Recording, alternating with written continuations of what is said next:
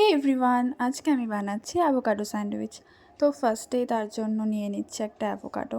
আর এই অ্যাভোকাডো কাট করাটা এত স্যাটিসফাইং লাগে আমার কাছে।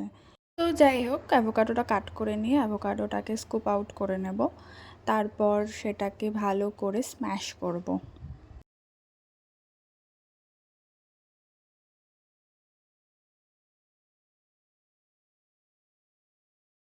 তো স্ম্যাশ করা হয়ে গেলে এর মধ্যে কিছু অ্যাড করব, সেটা হচ্ছে ভালো করে চপ করে রাখা টমেটো, পেঁয়াজ, রসুন আর একটুখানি লেমন জুস।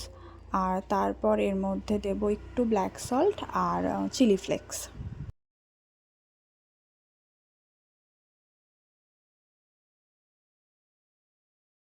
তো তারপর এটাকে আবার ভালো করে মিক্স করে নেব সব কিছুকে একসাথে।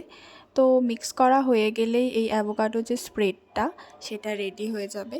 তারপর যে টোস্টটা বানাবো ব্রেড দিয়ে, সেটা তো খুবই সিম্পল।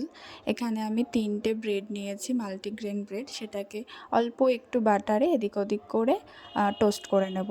আর এখানে আমি একটাতে চিজ দিয়েছি, তো সেইখানে টোস্ট করা হয়ে গেলে ওপরে চিজ স্লাইসটাকে অ্যাড করে মেল্ট হওয়ার জন্য কিছুক্ষণ রেখে দেবো।